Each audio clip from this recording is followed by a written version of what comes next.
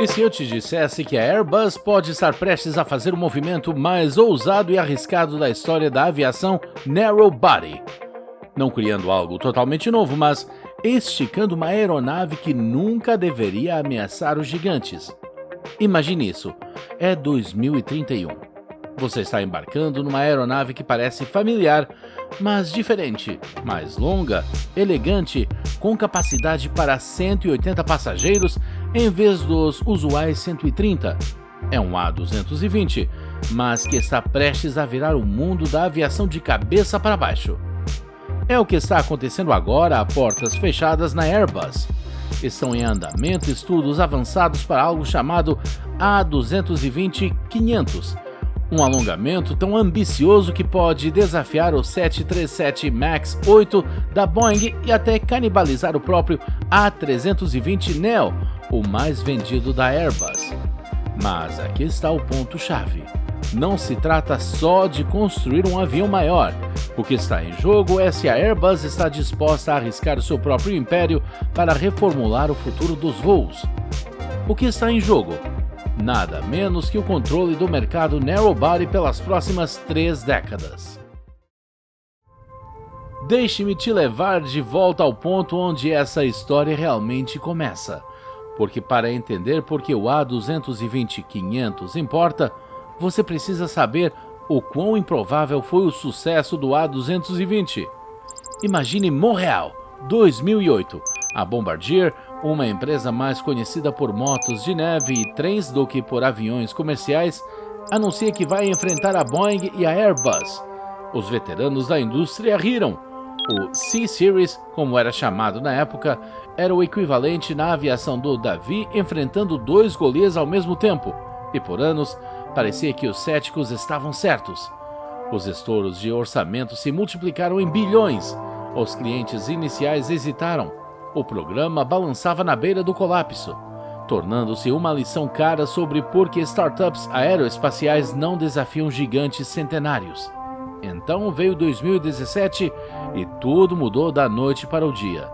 A Airbus entrou em cena, assumindo o controle do programa praticamente de graça. O C-Series virou o A220 e, de repente, esse azarão regional tinha o apoio do gigante aeroespacial europeu. Era como ver uma banda de garagem ser contratada pela maior gravadora do mundo. Mas aqui está o que torna essa história fascinante. O A220 realmente funcionou. Aqueles motores turbofan com engrenagens Pratt & Whitney entregaram uma eficiência de combustível que fez os CFOs das companhias aéreas chorarem de alegria. A cabine parecia mais um avião de fuselagem larga do que um jato regional. Os pilotos adoravam os controles fly-by-wire. E os passageiros, eles realmente pediam para voar no A220. A Delta começou a substituir jatos regionais de 50 assentos por A220 com cerca de 100 assentos, abrindo novas rotas completamente. A Air Baltic construiu toda a sua rede ao redor da aeronave. A Breeze Airways fez dela a base do seu modelo de negócios. O A220 encontrou seu ponto ideal, aquele espaço mágico entre aviões regionais e de grande porte que ninguém sabia que precisava até que existisse. Mas aqui é onde a trama engrossa. Em 2024, algo inesperado aconteceu. A ascensão meteórica do A220 começou a se estabilizar. As encomendas líquidas caíram para apenas 17 durante o ano todo. Problemas de produção aumentaram. Questões na cadeia de suprimentos que castigavam a indústria atingiram o A220 de forma especialmente dura. E foi aí que as companhias aéreas começaram a fazer uma pergunta que mudaria tudo. E se ele fosse maior? Agora, deixe-me pintar para você uma imagem do que o A220-500 poderia ser e porque isso está tirando o sono dos executivos da Boeing. Imagine esticar o A220 em 6 metros. Não é um ajuste pequeno, é uma transformação fundamental que criaria espaço para até 180 passageiros. De repente, você não está mais falando de um jato regional. Está falando de um concorrente direto para o Boeing 737 MAX 8. Mas aqui está o que torna isso fascinante. Não seria apenas maior, poderia ser potencialmente melhor. Pense na física por um momento. O DNA do A220 inclui algumas das tecnologias aeroespaciais mais avançadas já colocadas em um avião de cabine estreita. Aqueles motores turbofan com engrenagens que já consomem combustível como um Prius. Eles seriam ainda mais eficientes por passageiro em uma aeronave maior. A fuselagem composta que torna a cabine tão silenciosa, essa vantagem só aumenta com o tamanho. As companhias aéreas praticamente estão salivando com as possibilidades. Air France quer para sua rede europeia. A Breeze Airways vê isso como a aeronave perfeita para rotas costa a costa nos Estados Unidos. A Air Baltic sonha em conectar Riga a destinos que nunca poderiam atender economicamente antes. Imagine esse cenário: EasyJet ou Wizz Air voando rotas de alta frequência como Londres para Atenas ou Roma para Estocolmo. Essas companhias prosperam com eficiência e o A220-500 poderia ser um divisor de águas. Ele oferece capacidade semelhante a um A320neo, mas com um consumo de combustível por assento ainda melhor e custos operacionais mais baixos em rotas menos movimentadas. Isso significa mais flexibilidade, mais frequência e melhores margens, sem comprometer o alcance ou o conforto. Mas, e a questão enorme, mas, toda nuvem com forro de prata na aviação vem com uma nuvem escura de complexidade. Será que esses motores Pratt & Whitney realmente aguentam o peso extra e as demandas de desempenho? Ou a Airbus precisará desenvolver uma planta de força totalmente nova, adicionando anos ao cronograma e bilhões ao custo de desenvolvimento? Aqui é onde fica realmente interessante. A Airbus já está testando as águas com uma versão de alta densidade de 160 lugares do atual A220-300. Pense nisso como um ensaio geral, apertando mais passageiros na fuselagem existente para ver o que quebra e o que funciona. A Air Canada é a cobaia. Cliente de lançamento para essa variante. Cada lição aprendida nos testes de evacuação, nos layouts da cabine e no fluxo de passageiros alimentará diretamente o programa A220-500. Mas a verdadeira questão não é técnica, é estratégica. E é aí que essa história fica realmente fascinante. É aqui que isso deixa de ser engenharia e vira mais um jogo de pôquer corporativo, o jogo de maior apostas na indústria aeroespacial. Dentro da sede da Airbus em Toulouse está acontecendo uma conversa que pode remodelar a empresa inteira. De um lado você tem a equipe do A220, apoiada por companhias aéreas entusiasmadas, defendendo que uma versão esticada é essencial para a sobrevivência do programa. Do outro, os gerentes do programa A320 se perguntam se estão prestes a entregar os clientes diretamente para sua concorrência interna. Pense nos números. A família A320neo gera bilhões em receita para a Airbus. É o seu pão com manteiga, o matador do Boeing 737, a garantia de domínio do mercado pelas próximas 2 décadas.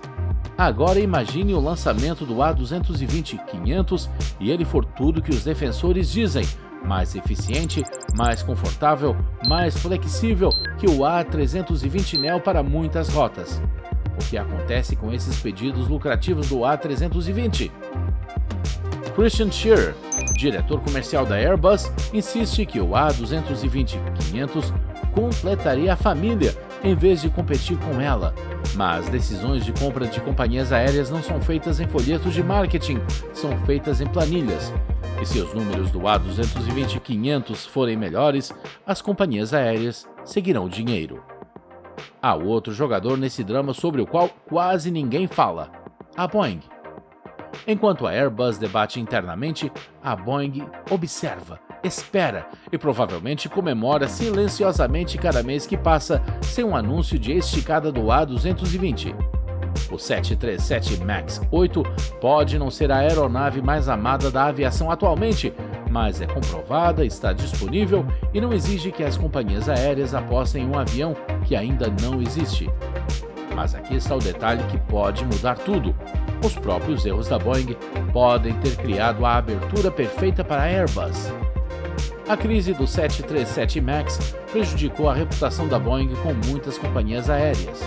As concessões no design da aeronave, motores que não encaixam direito, sistemas que parecem remendos sobre uma arquitetura dos anos 60, estão ficando mais difíceis de ignorar enquanto as companhias aéreas planejam suas frotas para a década de 2030. Um A220-500 que seja lançado com sucesso poderia capturar não só novos segmentos de mercado, mas realmente roubar clientes que teriam optado pela Boeing. Essa é a aposta que a Airbus pode estar disposta a fazer. Se você quer entender a pressão que a Airbus está enfrentando, basta olhar o calendário. Estudos avançados sobre o A220-500 estão quase concluídos. Pessoas do setor dizem que uma decisão pode sair até o final de 2025. Se a Airbus aprovar o programa, a entrada em serviço seria logo depois de 2030. No jargão da indústria, isso significa 2031 ou 2032, assumindo que tudo corra perfeitamente. Mas aqui está a realidade da aviação. Nada nunca sai perfeito. Lembre-se, estamos falando de esticar uma aeronave que ainda está aumentando a produção de suas variantes atuais. A Spirit AeroSystems, um fornecedor-chave, já teve problemas de qualidade. Os motores da Pratt & Whitney, apesar de revolucionários, também enfrentam suas dificuldades iniciais. Agora some a isso a complexidade de um programa de alongamento, novas certificações de evacuação, estrutura modificada, potencialmente novos motores, sistemas atualizados. Cada um desses pontos pode causar atrasos. E atrasos na indústria aeroespacial não são apenas inconvenientes, são ameaças existenciais. Companhias aéreas que estão planejando suas frotas para a década de 2030 estão tomando decisões agora. Se o A220-500 atrasar para 2033 ou 2034, esses clientes podem não esperar. Eles vão comprar 737 MAX ou A320neos e ficarão com eles pelos próximos 20 anos. Mas tem um argumento contrário igualmente forte: o custo de não agir. O E195-E2 da Embraer, apesar de menor, já está ganhando espaço na base do mercado do A220. A Boeing pode anunciar uma variante do 737 MAX que concorra melhor na faixa de 160 a 180 assentos. Mesmo o C919 da Comac, apesar das suas limitações, representa uma ameaça a longo prazo em mercados onde a política ocidental não garante vendas. Na aviação, ficar parado muitas vezes é mais perigoso do que avançar rápido. Depois de pesar todas as evidências, os rumores, as pressões financeiras e os imperativos estratégicos, aqui está a minha avaliação do que realmente vai acontecer. Eu acredito que a Airbus vai lançar o A220-500. Não porque seja a escolha segura, definitivamente não é, mas porque a alternativa, assistir o mercado de corredor estreito evoluir sem eles, é potencialmente pior. A lógica do mercado é simplesmente irresistível. As companhias aéreas querem essa aeronave. A ameaça competitiva da Boeing é real e imediata.